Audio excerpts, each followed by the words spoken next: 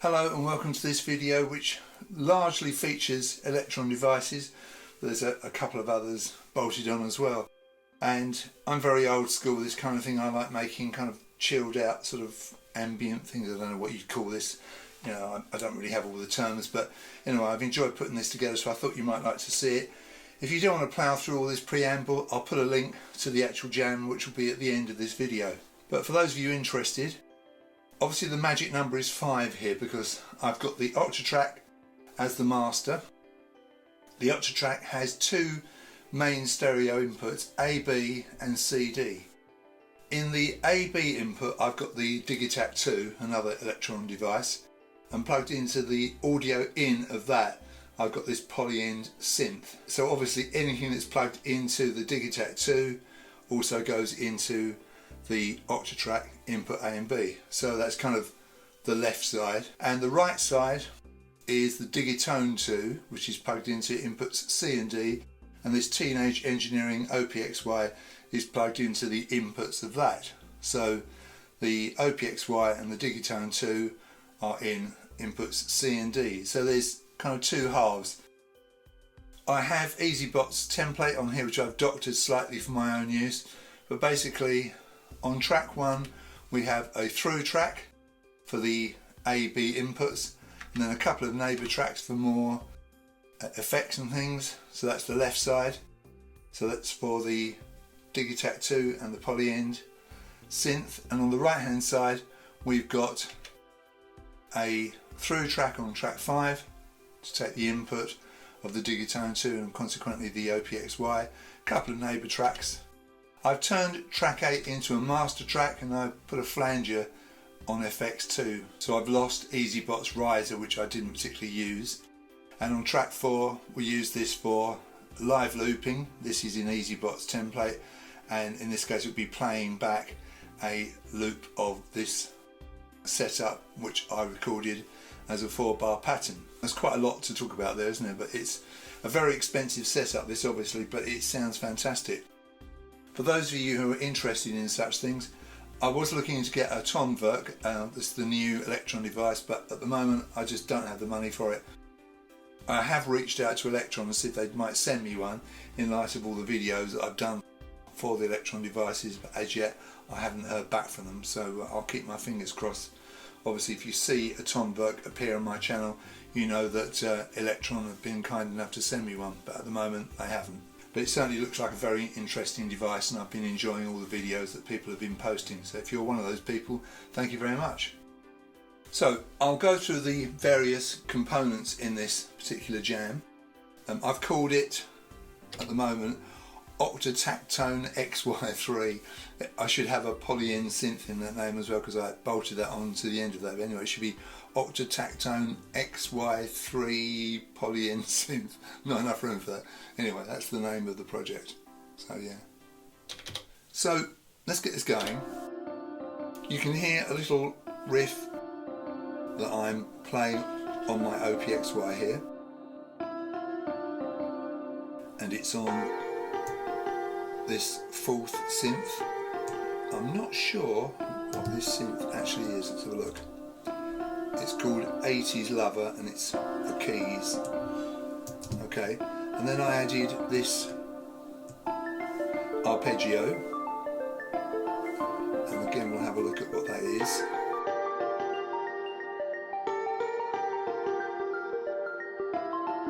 It's called Deep Luck and it's a pluck sound. And then I recorded a really long, stop that again, a really long sound here which is called Rich Pad. If we look at this, you'll see, if I hold this, that the track scaling is 8.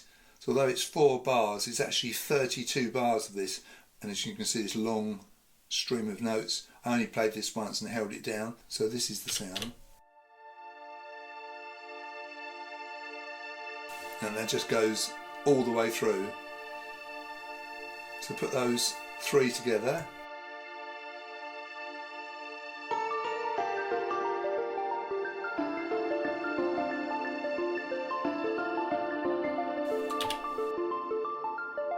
And like I said, that's going into the inputs of the Digitone II, and obviously into inputs C and D. So that's on this T7 track here. You use the last one in the line as your mute. So this particular track here is a neighbour track, the last one in the line here for this side. I just used a couple of sounds on the Digitone II. Let's get this going again. I added this bass in, really lovely sound. Punch bass, and I added this sound as well, kind of a string sound. Turn the XY down.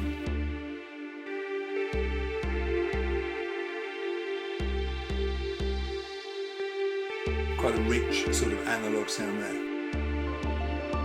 So that's the right hand side. So we'll just mute that. So on the left hand side, first of all, on the Digitakt we have this shuffling hi-hat pattern, and also got some claves, a few other bits and pieces like this, sort of a marimba kind of sound. I think there's something on 11. Yeah, sort of a chord there. It's rather nice pad here on track 4.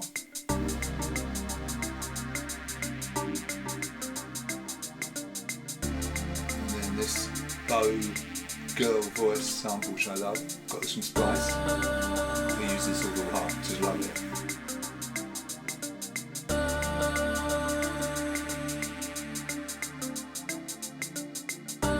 Then I use band bass on track 9.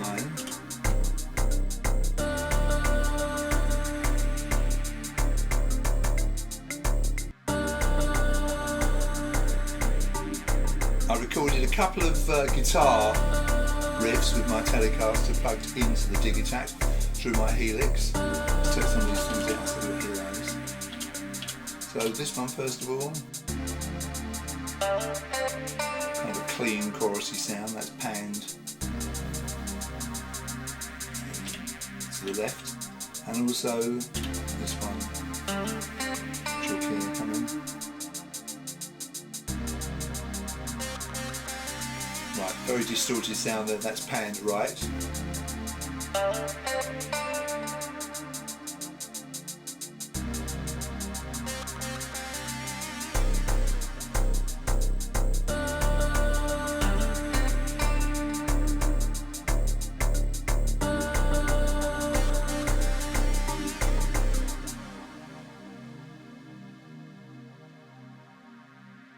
To round it all off, we've got the kick drum and the snare drum on the Digitakt, so I add those in.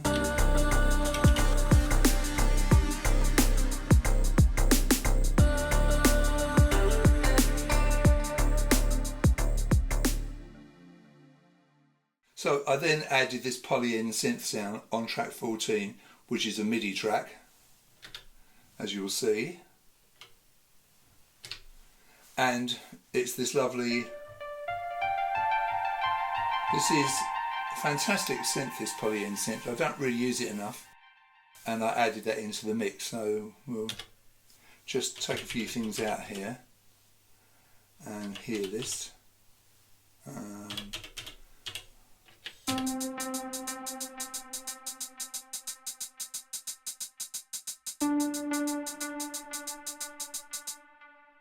This just climbs up one note at a time.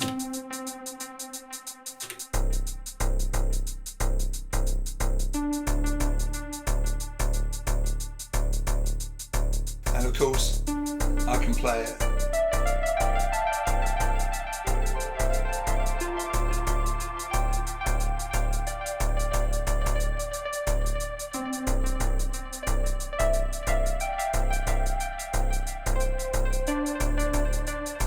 So, yeah, those are all the elements. Then of course, in addition, I've got the effects of EZbot's hybrid template, which I'll bolt in. And what I like to do is to move the crossfader over slightly to the right, so I take all the sort of depth out of it and I get all these different tones. So let's put everything back in. Bring the slider over, get all these lovely tones right the way over to here, which is very thin. I tend to start about here. So over here I find it a bit thumpy, so it's quite nice there, I think. And when I do the jam, I'll bring these elements in one at a time. And of course, then you've got all the lovely freeze delay effects, which you have to set up. Yeah, one thing you have to be aware of on the Octatrack, if you set these freeze delays up, every time you reboot the machine, you have to hold function and down to select the delay control, otherwise you don't get them.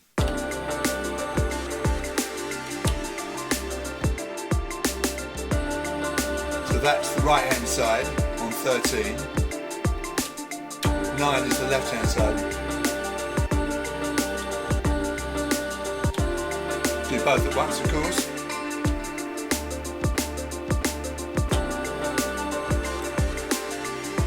Different ratio.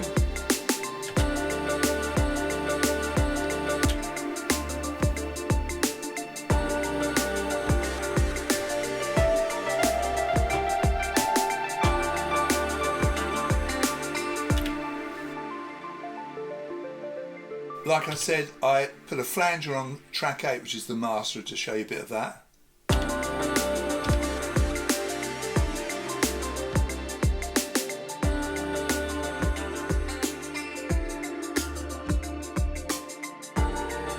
It's quite subtle.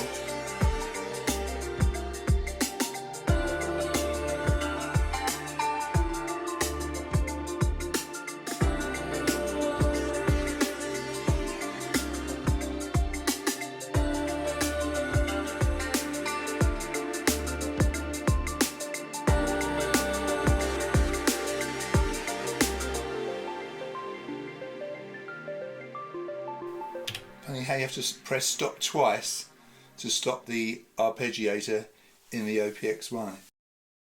Obviously all these things do far more than I'm showing you here, but there's only so much you can cope with in one jam, so I'll just get it going, I'll add things in, take things out, and we'll see what happens. Oh yeah, one thing I forgot was, let's just get rid of these two sides and we'll put this in.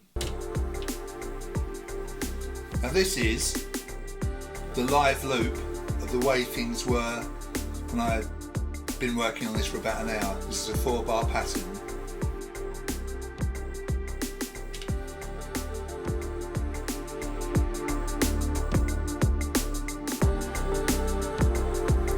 What I often do is I get everything going,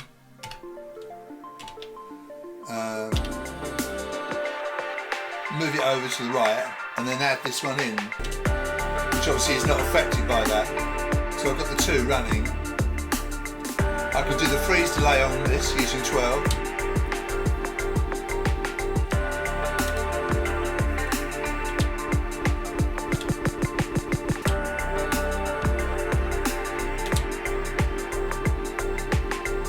So it's only affecting track 4, the live loop. Everything else is unaffected by that.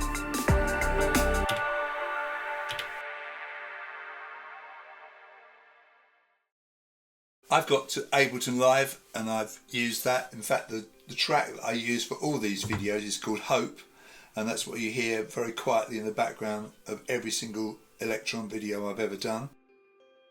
But somehow I really enjoy this kind of hands-on approach. Right, so let's mute some things and make a fresh start. Right, so we'll start off with the Mk.II. I'll just put all 3 elements in straight away so I don't take forever to get this going.